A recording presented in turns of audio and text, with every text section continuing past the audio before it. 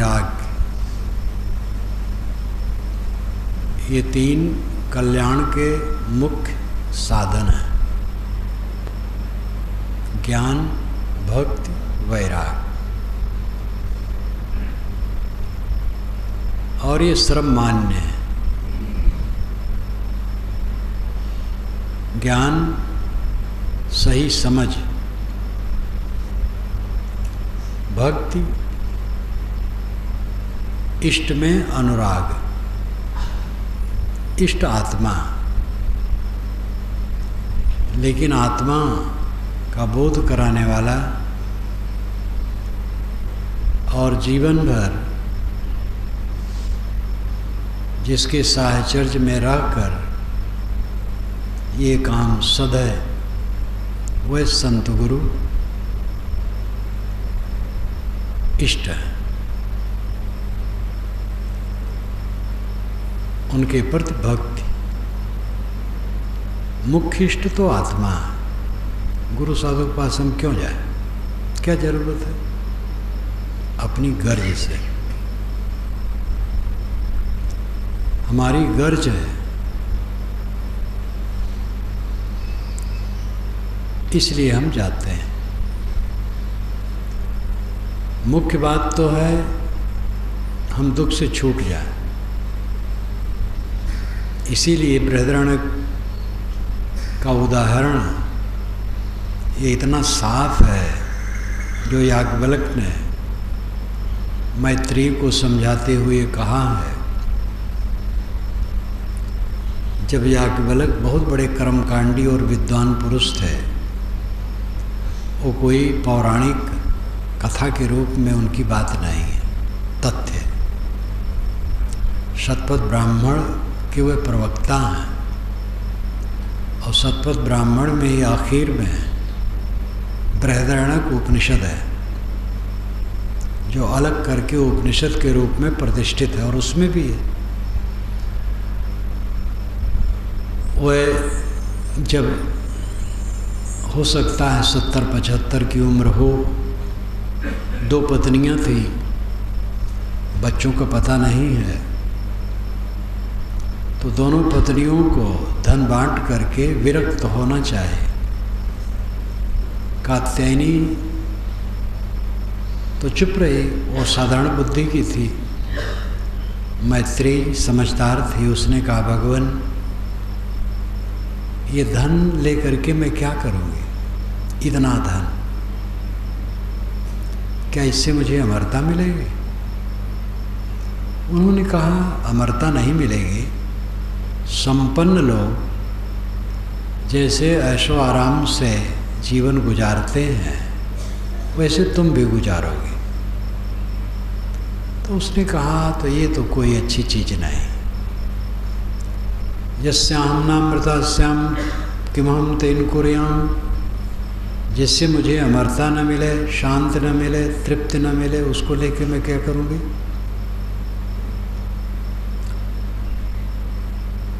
जिसके लिए इतना धन छोड़ करके आप जा रहे हैं वो क्या चीज़ है, उसको बताइए। तब याज्ञवल्क्य ने कहा जो एक परम सत्यता है। अरे मैत्रेय, पत्नी के लिए पत्नी को पति नहीं चाहता, अपने लिए चाहता। पति को पति के लिए पत्नी नहीं चाहती है, अपने लिए चाहती।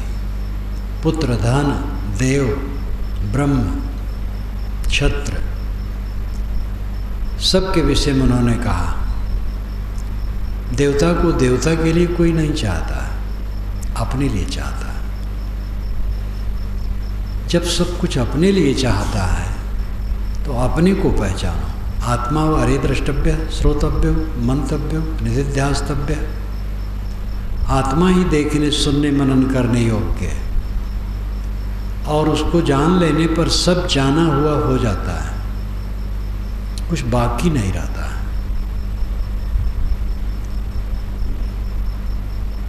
और ये बात परम सत्यता है। हमारा इष्ट हमारा अपना आत्मा है, परम प्रीतम। प्रीतम के लिए तो परम का विशेषण जरूरत है नहीं। प्रिय, प्रियतर, प्रियतम। प्रिय प्यारा, प्रियतर अधिक प्यारा, प्रियतम सर्वाधिक प्यारा। सर्वाधिक प्यारा आत्मा है। आत्मा के लिए हम सबको चाहते हैं,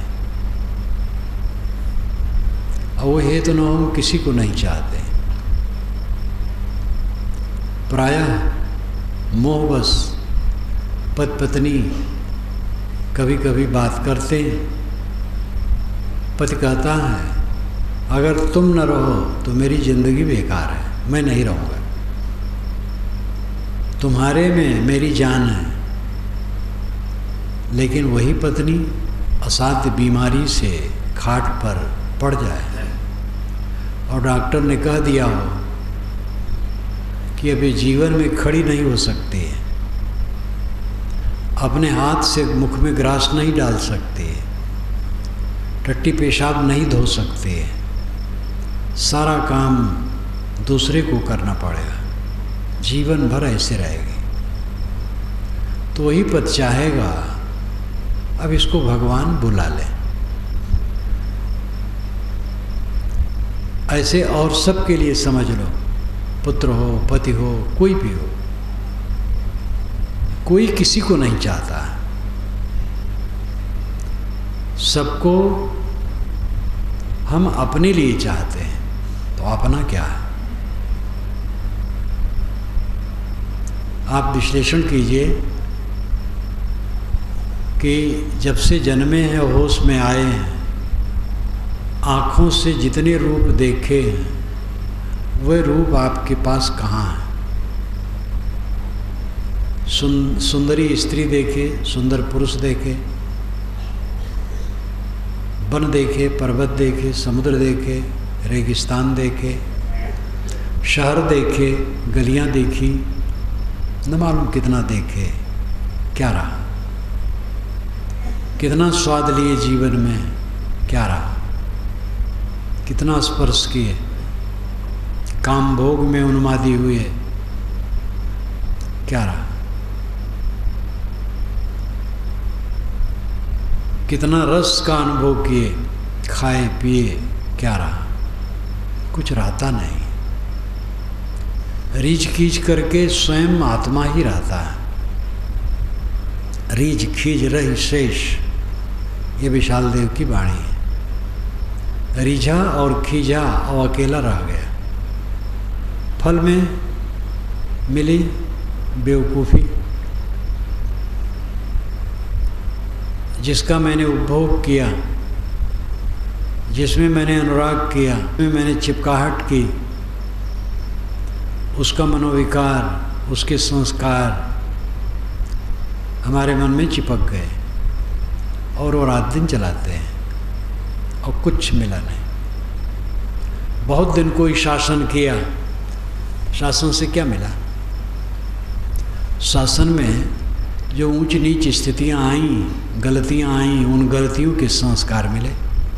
पद के लिए लोग बहुत परेशान होते हैं, मंत्री बन जाए, मुख्यमंत्री बन जाए, प्रधानमंत्री बन जाए, लेकिन वो जितना बनेंगे उतना उनके लिए नुकसानदेह हो सकता है। संभाल तो मिलता नहीं अपने को, गलत काम आदमी करने लगता है पद पा करके, तो अपने आत्मा को मलिन करता है। एक मनुष्य की गरिमा सबसे ज़्यादा है। एक सादा मनुष्य को उसके हित चिंतक कहेंगे आप मंत्री हो जाएं तो मैं बड़ा प्रसन्न होऊंगा, प्रधानमंत्री हो जाएं तो क्या पूछना है। वह मनुष्य के मूल को घटाता है, ऐसा कहा करके। मनुष्य सबसे बड़ा है।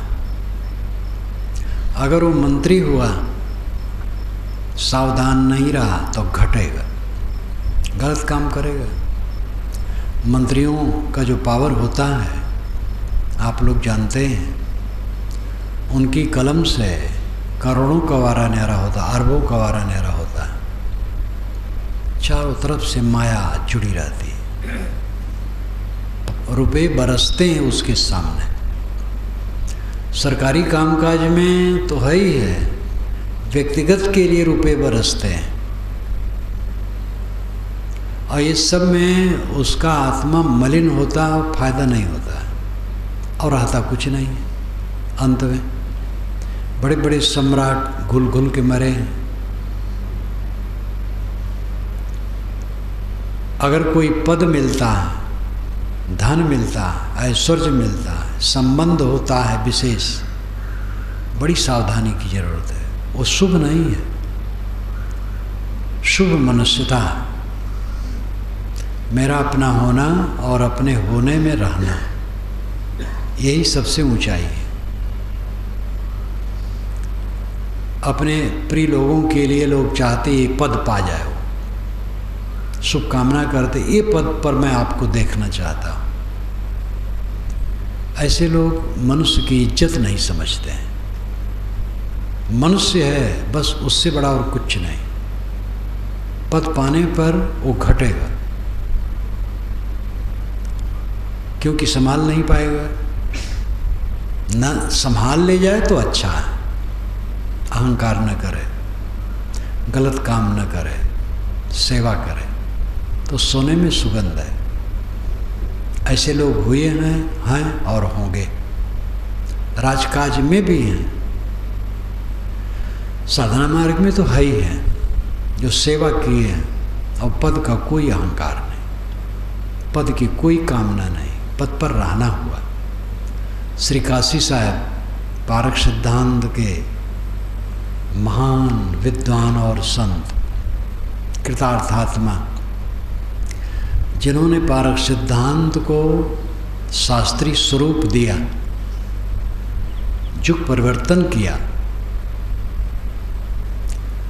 उनको अधिकारी बनाया गया। 33 वर्ष की उम्र में वो स्टेशन मास्टर थे महाराष्ट्र में। पीछे उनके विषय में पारक में छपा है। तो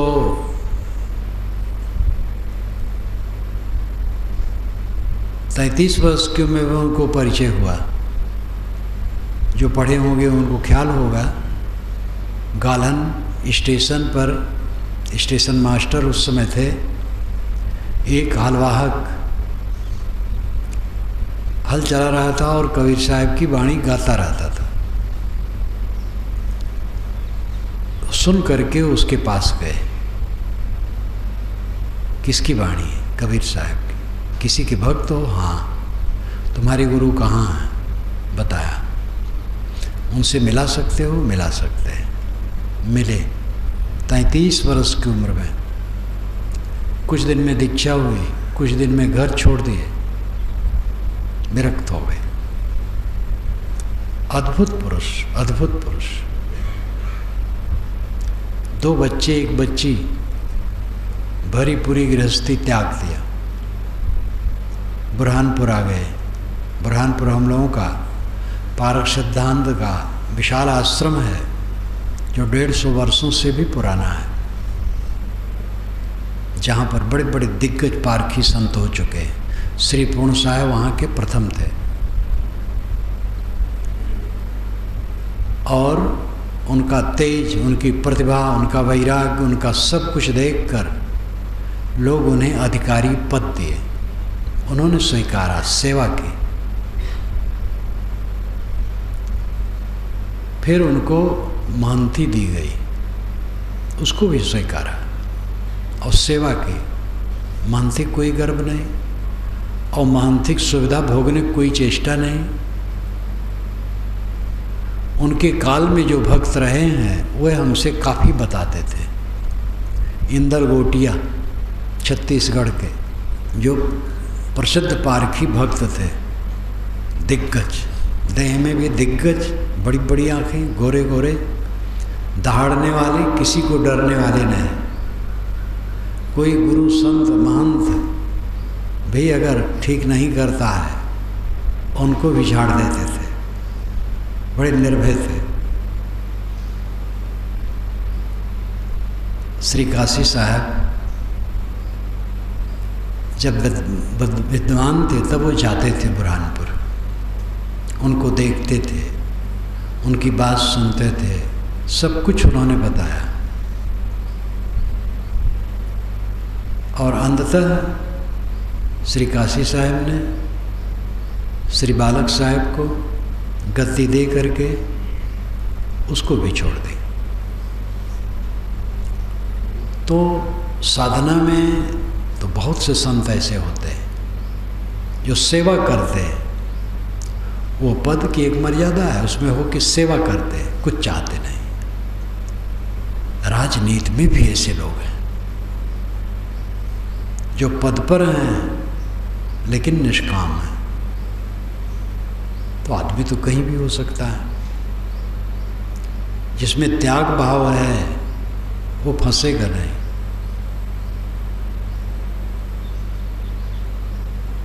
संसार में गरिमा मनुष्यता में, पद में नहीं, विद्वता में नहीं, धनाढ्य होने में नहीं, मनुष्यता में।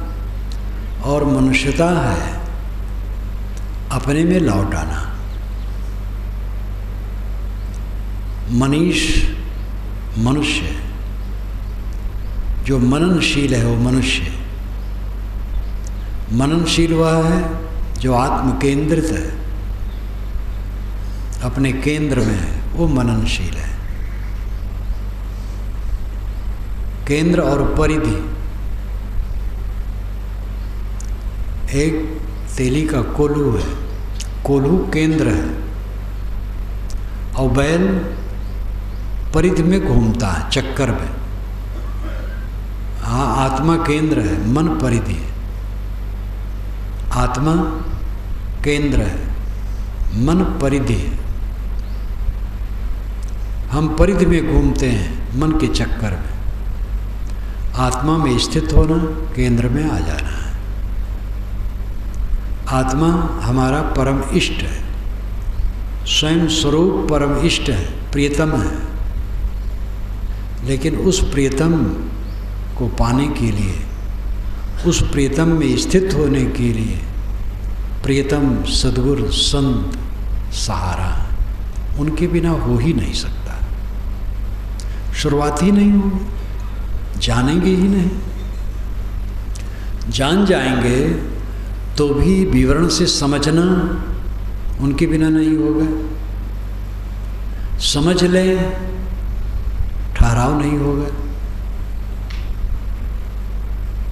जब तक कोई वकील बड़े वकीलों के साथ अभ्यास नहीं करता रहेगा, अपना काम करना, अभ्यास करना, फिर बड़े वकील से मिलकर राय लेना, पढ़ना उस विषय में, तब तक कोई बढ़िया वकालत कैसे कर सकता है।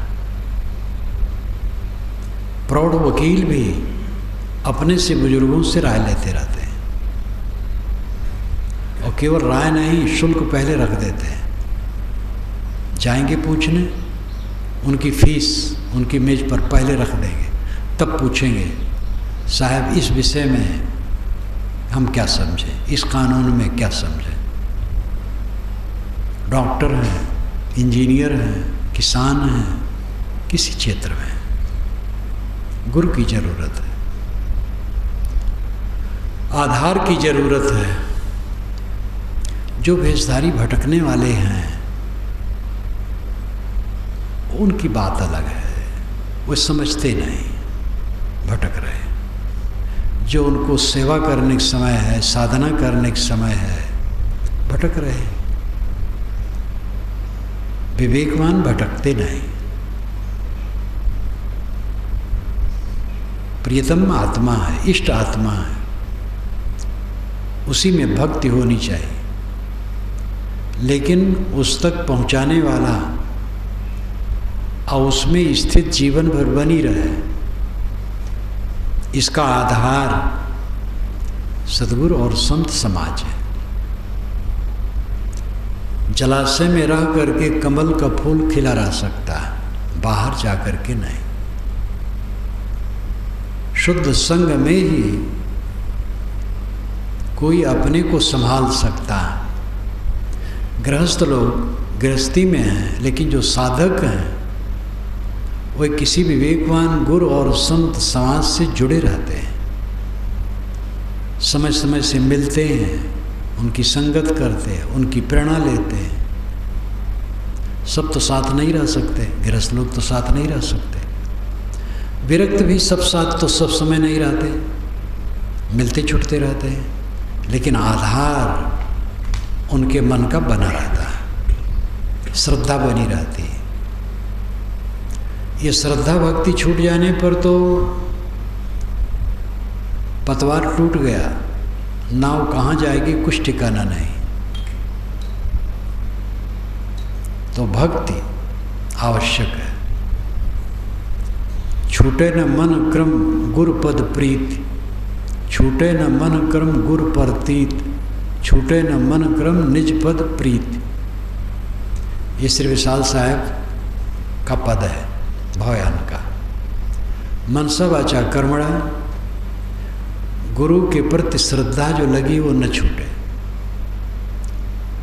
और गुरु के प्रति विश्वास न छूटे, और अपने आत्मा के प्रति श्रद्धा विश्वास न छूटे।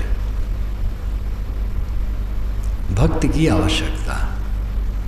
भक्ति में विघ्न अपना अहंकार, अपनी उल्टी समझ, भ्रम, ये सब रोड़ा, इसको मिटाए बिना भक्ति स्थिर नहीं रहेगी।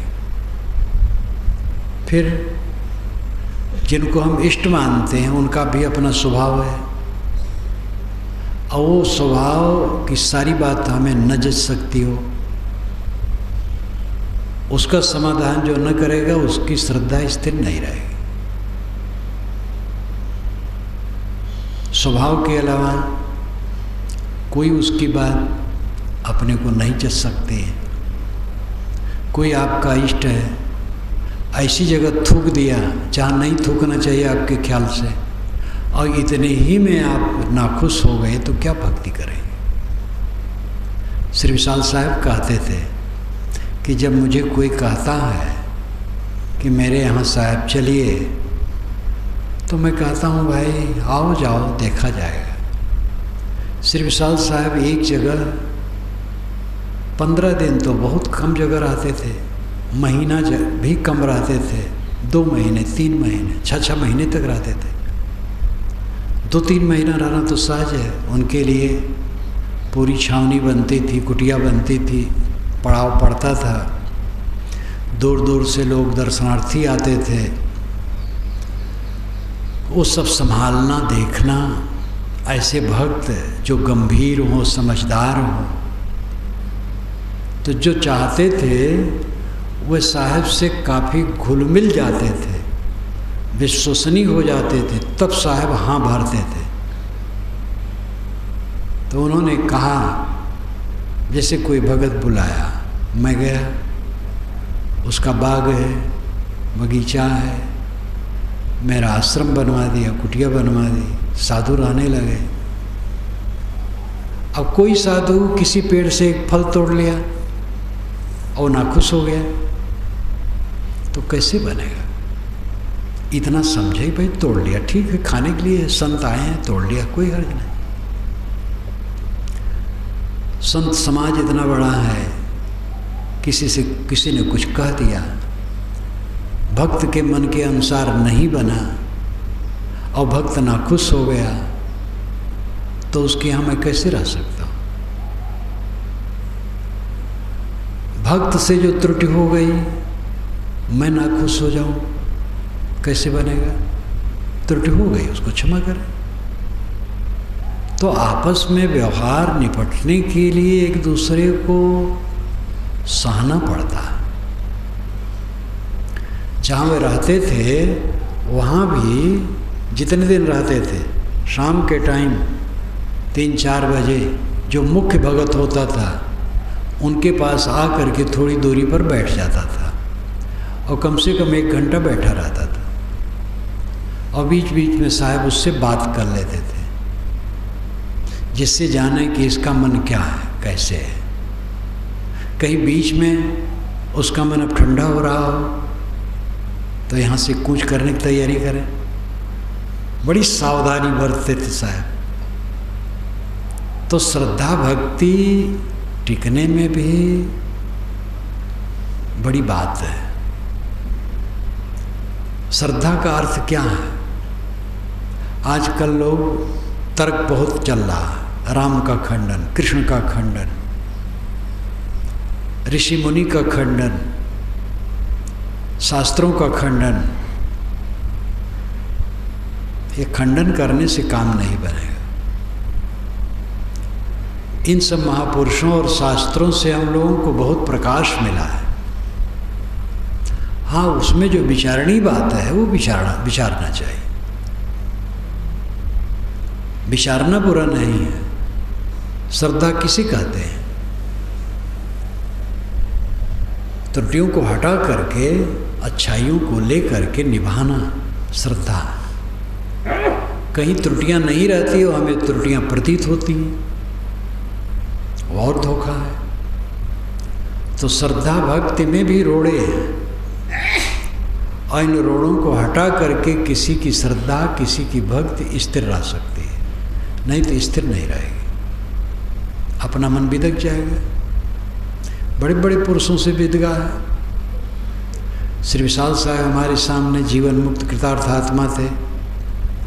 कितने लोगों का मन उनसे बिगड़ा। उनके अनुगामियों में जो कट्टर थे उनमें से कितने विमुख हुए। अब कैसे वो समझा सकते थे उनको? इतिहास उठा करके देखो, बुद्ध, महावीर और पुराने उसी से समझ लो। जो नहीं समझ पाएगा भटक जाएगा। श्रद्धा भक्ति में अगर खोट आएगी तो काम बिगड़ जाएगा। कबहू भाव कुभाव थे जन घट जाए सने, ये कबीर अमृत वाणी की आधी साखी है।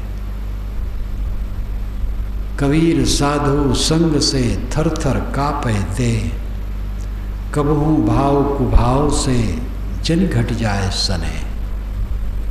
साधु संग से मेरा शरीर कांपता है, ये नहीं कि डरता है दूर भागता है।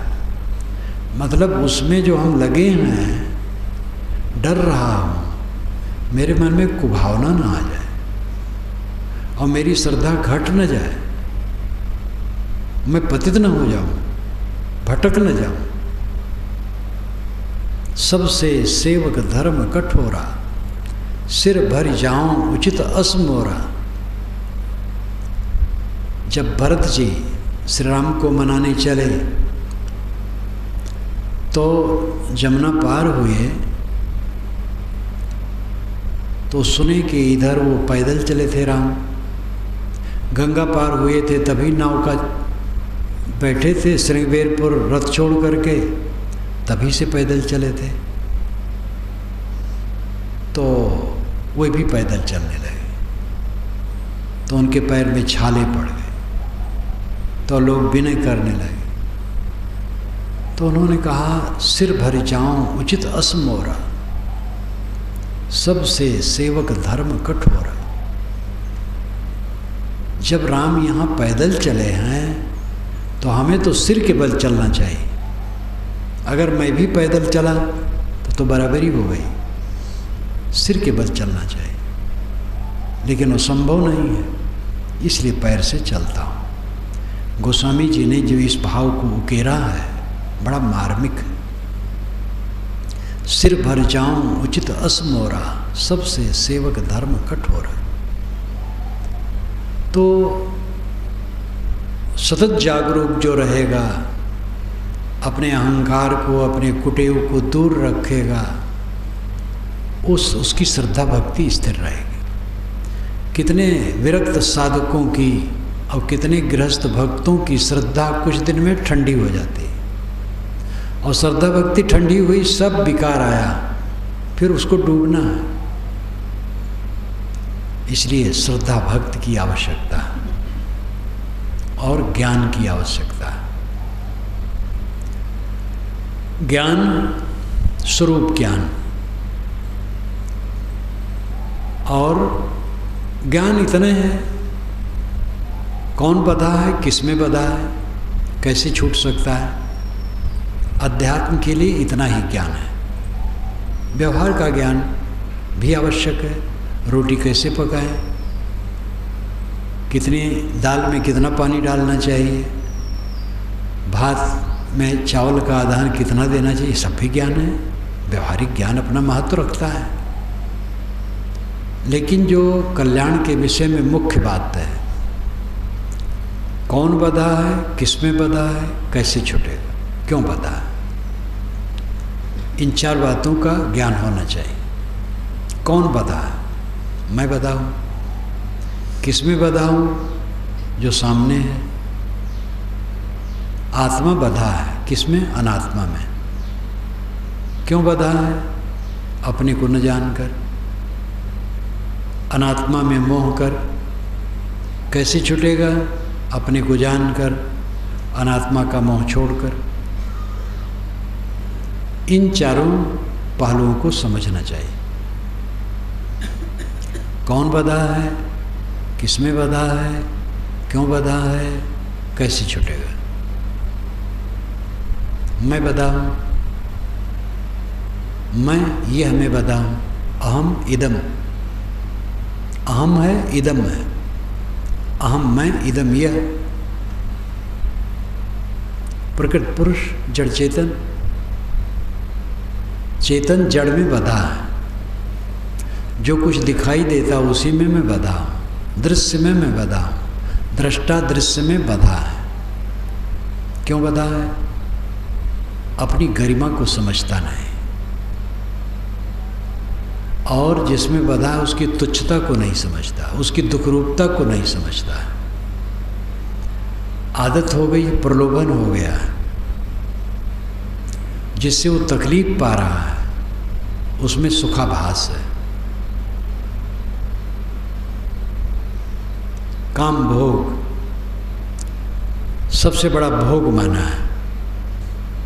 और ऐसे ऐसे महारथी हैं कि उसका पाठ पढ़ाते हैं। आज तो अखबार का युग है, टीवी का युग है। सेक्स के डॉक्टर विज्ञापन बराबर देते हैं अखबारों में, सेक्स के विषय में वो राय देते हैं।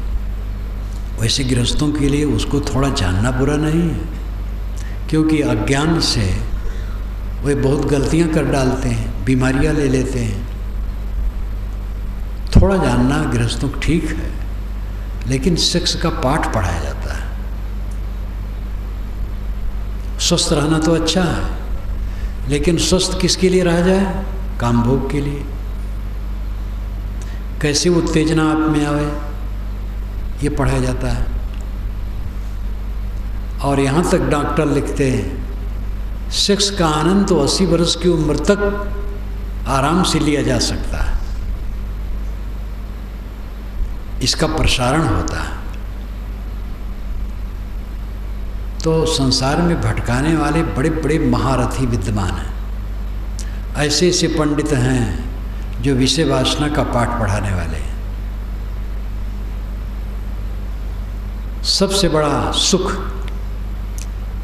स्त्री पुरुष के संबंध जनित काम भोग को माना है, और सबसे बड़ा दुख वही है।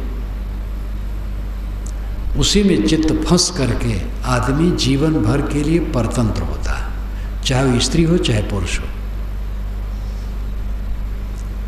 और फिर उसी की वासना उसको जीवन भर झटकती रहती है। जो जितना उसमें डूबेगा उतना उसमें खिंचता रहेगा, और उतना वो अपने आप को निचोड़ता रहेगा।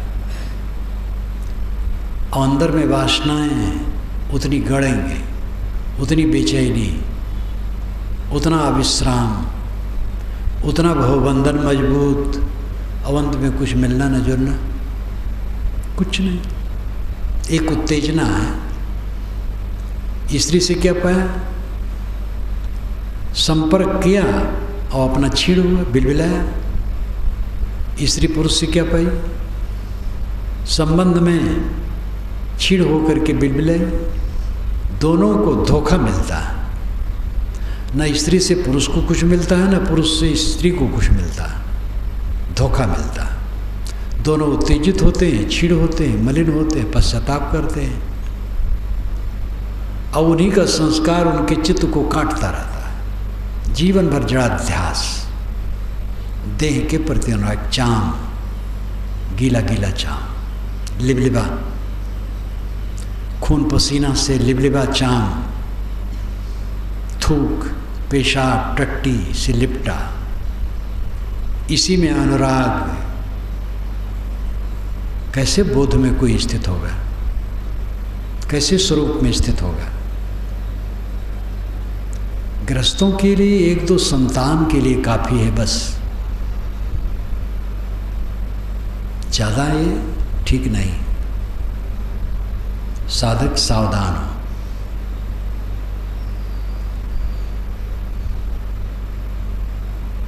जीव किसमें बधा है? विषयों में, और विषय साथ नहीं। वह राग बना करके छूट जाते हैं। कितने सुंदर रूप हमारे जीवन में मिले, कुछ नहीं रहा। अगर वो साथ में रहे तो थोड़े दिन में बुढ़ा गए, उनका सौंदर्य उड़ गया। जवानी का सौंदर्य तो कुछ 10-5 वर्ष रहता है। 10 वर्ष ज़्यादा, कितने लोगों को 4-5 वर्ष में खो जाता है, और क्षण क्षण खोता है। कोई स्नान करके साफ सुथरा हो करके आए तो सुंदर लगता है, लेकिन सो करके सुबह उठाओ तो देखो विवरण, घृणित चेहरा। एक भ्रम है, भ्रांति है। इसलिए व्यामोहित होकर के आदमी पतंगे की तरह उलझ उलझ करके मरता है, चलता है। जिसमें जीव बधा है वो धोखा है, सुख का धोखा है, सुखाभास।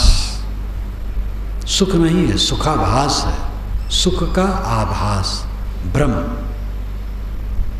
जैसे बालू में पानी का भ्रम, वैसे देहों में, विषयों में सुख का भ्रम, ये सुखाभास। इसी में हम बधे हैं।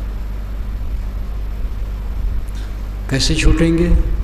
उस सुखाभास को छोड़ दें, उसकी असलियत को देखें, विचार प्रधान चित्त बनाएं। इसी से वैराग्य होता है। वैराग, विराग। वैराग केवल हम साधु वेशधारियों के हिस्से में नहीं है। हम जो साधु वेशधारी हैं, अगर सही न रहें तो ये कपड़ा कुछ नहीं करेगा। इसलिए कपड़े का अहंकार किसी को नहीं होना चाहिए। जो साधक आ गए हैं, साधु वेश हो गया है, ब्रह्मचारी वेश, साधु वेश एक ही बात है। अहंकार न करें, वो साधु नहीं हो गए। साधु कपड़ा मिला, साधु उन्हें बहुत समय लगेगा। कुछ साधु हो गए, कुछ अंश में साधु हो गए, अभी और बहुत काम करना। अपने को महात्मा नहीं मानना चाहिए। मैं महात्मा हूँ, मैं संत हूँ, मैं साधु, मैं एक दास हूँ, मैं सेवक हूँ, कुछ और नहीं। ये कपड़ा काम नहीं करेगा। कपड़ा जरूरी है, कपड़ा पहना जाता है। साधुओं का अलग सादा कपड़ा बढ़िया है, वेश है शुद्ध, प्रभाव उसका है मन पर, दूसरे लोग भी उससे लाभ लेते हैं। साधु देख करके मन खुश होता है, सब अच्छा है। लेकिन जो साधु वेश में है वो अपने को देखे। लोग मुझे महात्मा कहते हैं, गुरु कहते हैं, और बड़े बड़े शब्दों से संबोधित करते हैं, लेकिन मैं हूँ क्या, मेरे अंदर में क्या, वो खुद देखे, संभाले। वैराग्य केवल हम वेशधारियों के हिस्से की चीज नहीं है। स्त्री पुरुष गृहस्थ विरक्त सबकी चीज है। उसके बिना किसी कल्याण संभव ही नहीं। सारे दुखों का अंत वैराग्य में, भुइनृणाम वैराग्य में वा भयम। केवल वैराग्य ही निर्भय पद है। निर्मोह निर्मोह निर्मोह। लड़के को पैदा किया, प्यार किया, बड़ा हुआ, पढ़ा लिखा, कमाने लगा, लेकिन मेरे पास बैठता नहीं। बैठता भी है तो भी उसका अनुराग अपनी पत्नी के लिए, अपने बच्चे के लिए। दुख होता है, ये हमारा राग है।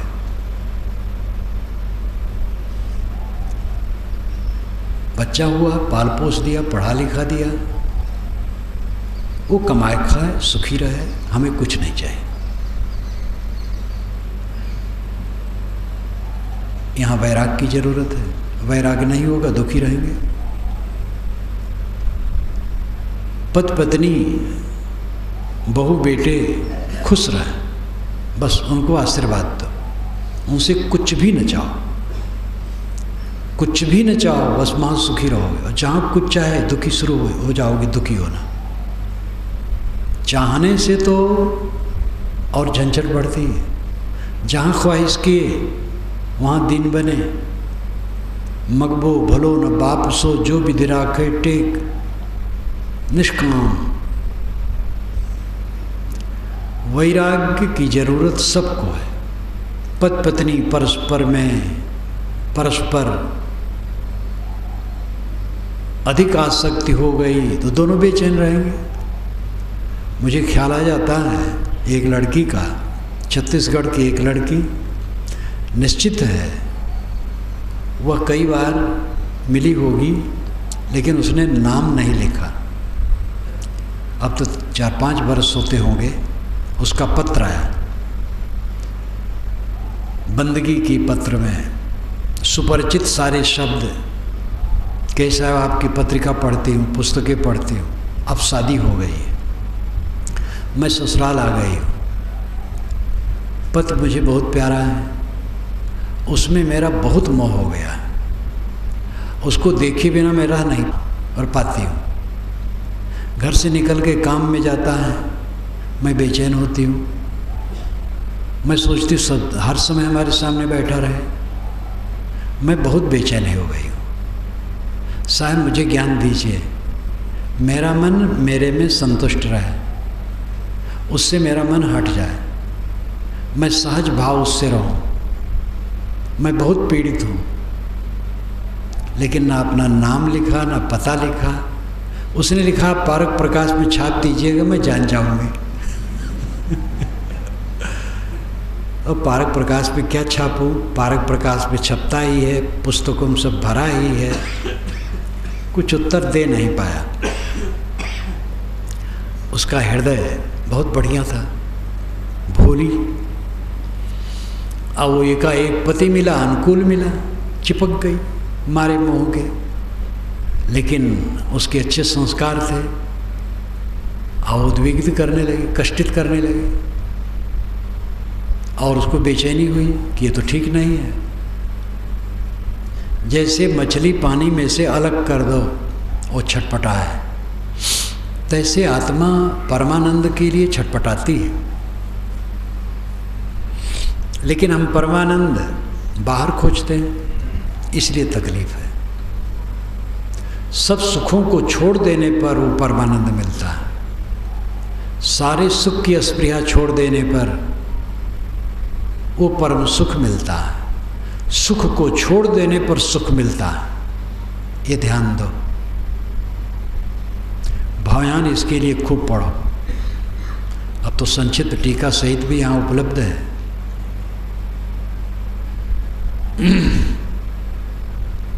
सुख को छोड़ देने पर अखंड सुख मिलता है।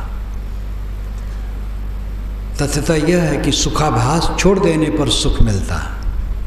जो विषयों में सुख का भ्रम है, जब वो छूट जाता है तो अखंड सुख मिलता है। गर्ज ही नहीं, सुख की जरूरत ही नहीं। जो भूखा आदमी है वो चाहता है भोजन मिल जाए, जिसका पेट भरा है वो भोजन के लिए लालसा कैसे करेगा? जो आत्मसंतुष्ट है वो कौन सा सुख चाहेगा? सुख तो है नहीं, भ्रम है। तो वैराग की जरूरत है।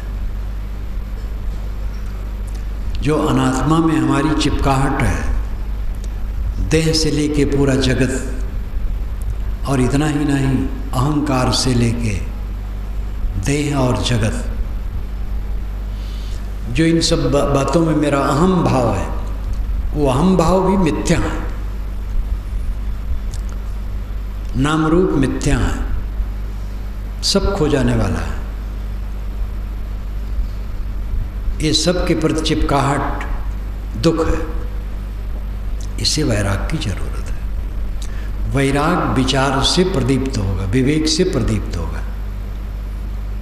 इसीलिए बारंबार कहा जाता है कि कर्म से मोक्ष नहीं होता, ज्ञान से मोक्ष होता है। कर्म चित्त शुद्ध के लिए सहायक है। आपके पास जो शक्ति है उससे दूसरे की सेवा करें। धन, तन, मन, बुद्धि, ज्ञान, बल, उससे दूसरे की सेवा करें यथाशक्ति। तो चित्त शुद्ध के लिए कर्म आवश्यक है, लेकिन मोक्ष के लिए ज्ञान आवश्यक है। ज्ञान में ही विचार विवेक है। विचारों की धारा जब चित्त में निरंतर बहती है, विवेक की धारा बहती है, सारा मोह टूट जाता है। चित्तविलास बंधन करता है और विवेक बंधन तोड़ता है। चित्तविलास, मनोविलास, मनोरथ, मनहरथ, मन के रथ पर बैठ करके घूमना मनोरथ। मन ही मन में कल्पना में डूबे हैं, तमाम सुखों की कल्पना में। ये नौजवानी की शुरुआत में एक कल्पना बहुत ज़्यादा आती है। 12-14 वर्ष की उम्र के बाद ऐसी कल्पनाएं ज़्यादा बढ़ती हैं। गर्दा गुब्बार चित्त में सुखों की व्यर्थ कल्पना, झूठी झूठी कल्पना। मनोरथ, मन के रथ पर बैठ करके हम भटकते हैं, चित्तविलास, मनोविलास में पड़े, व्यर्थ की कल्पनाओं में डूबे। उसके विरोधी विवेक विचार है। मनोविकार को तोड़ देता है, मनोविलास को तोड़ देता है। स्त्री और पुरुष के शरीर में सुख है, ये कल्पना मनोविलास है। विचार कहता है बेवकूफ, सुख उसमें कहाँ है? हड्डी मांस का ढांचा है, टट्टी पेशाब की पोटली है, दुखों से उलझा है। जिस देह में तुम आकर्षित होते हो उस देहधारी से पूछो, वो स्वयं असंतुष्ट, तृष्णा में डूबा, अंदर अंदर जल रहा है। सुख कहाँ है? अपना शरीर माना हुआ, सुख कहाँ इसमें है? सब टट्टी पेशाब है। ये विचार, वास्तविकता का दिग्दर्शन, ये विचार है, विवेक है। ये बंधन को तोड़ता है। ज्ञान से मोक्ष होता है, कर्म से नहीं मोक्ष होता है। कर्म चित्त शुद्धि का सहायक है, सीधा वो नहीं है। जो कर्म ही मात्र से मोक्ष मानते हो ब्रह्म है। केवल ज्ञान से मोक्ष, ज्ञान हो जाए तो मोक्ष तो हो ही जाएगा, लेकिन ज्ञान होगा ही नहीं बिना कर्म के। जो सेवा नहीं करेगा, जिसमें भक्ति नहीं होगी, चित्त ही नहीं शुद्ध होगा, तो ज्ञान कहाँ होगा? मौखिक और वाचिक और बौद्धिक ज्ञान हो भी जाए, वो रहनी में नहीं होगा। ये उदाहरण साफ है कि आप खेत को गोड़कर, जोतकर, खाद पानी डालकर, कमाई करके, बीज डाल करके तब फसल पा सकते हैं। बिना खेत की कमाई किए बीज डाल दें, कोई मतलब नहीं। डाल देंगे, उगाएगा, सूख जाएगा, छोटा छोटा पौधा होगा, फसल अच्छी नहीं होगी। पूरी कमाई के बाद बीज डालने से तब खेत फसल उगलता है। कर्म के बिना ज्ञान काम नहीं करेगा।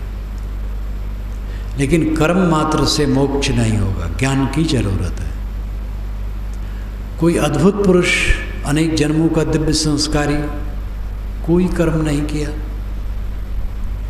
और इस जीवन में इतना वो शुरू से तेजवान हो गया, एकदम बोध वैराग्य में पूर्ण हो गया, तो ये विचित्र घटना कहीं घटती है। लेकिन वो भी कुछ तो करता ही है। जब वो बढ़ेगा, थोड़ा बड़ा होगा, जानेगा, किसी संत गुरु के पास जाएगा, वहाँ सेवा भक्ति तो करेगा ही। बहुत दान पुण्य करने को उसका अवसर नहीं रहता, वो बात अलग है, लेकिन कुछ तो करेगा ही। तो कर्म सहायक है, ज्ञान मुख्य है कल्याण के लिए। बोध से मोक्ष होगा, सब तरफ का अभाव करने से मोक्ष होगा। दृश्य का अभाव, जो मैंने शुरू में कहा था, ध्यान की शुरुआत में आज कहा था, दृश्य का अभाव। दृश्य का अभाव करो। 5 दृश्य हैं, शब्द, स्पर्श, रूप, रस, गंध। ये 5 दृश्य हैं।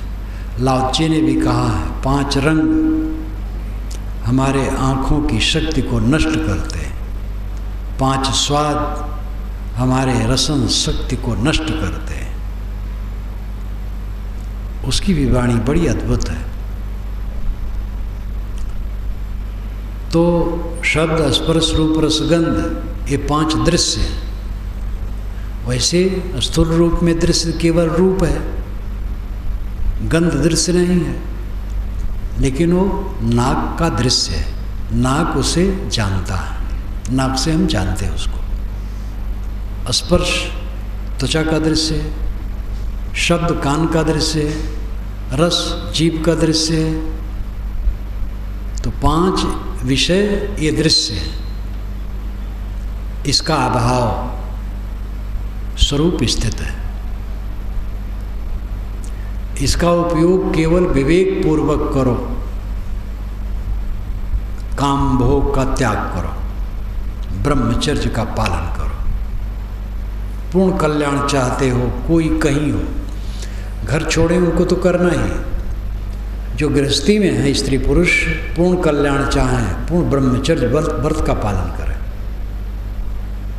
जो ऐसा नहीं कर सकते, वही भी जितना बन सके साधें। अंततः पूर्ण कल्याण होगा पूर्ण ब्रह्मचर्य से। संयमी बनो,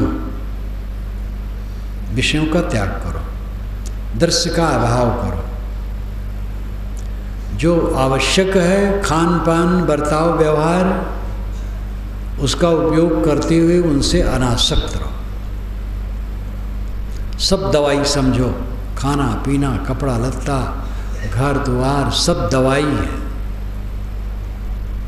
इसमें कहीं रमना नहीं, अनासक्त। जीवन यज्ञ, घोरांग्रस ने श्री कृष्ण को जीवन यज्ञ का उपदेश करते हुए बताया था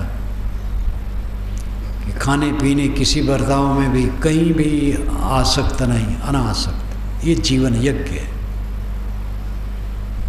जिसका जीवन यज्ञ बन जाए वो धन्य है। जीवन यज्ञ उसका बनता है जो सब तरफ से सारी आसक्तियों को से अपने को निकाल करके रखता है।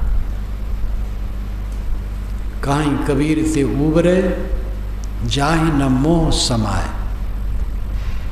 एक पंक्ति में सब कुछ है, वही उबरता है जिसके मन में मोह नहीं समाता है। तो मोक्ष, कल्याण, परमानंद, परम शांत, परम तृप्ति, जीवन मुक्ति, विदेह मुक्ति प्राप्ति के लिए भक्ति, ज्ञान, वैराग्य, ये 3 प्रमुख साधन हैं।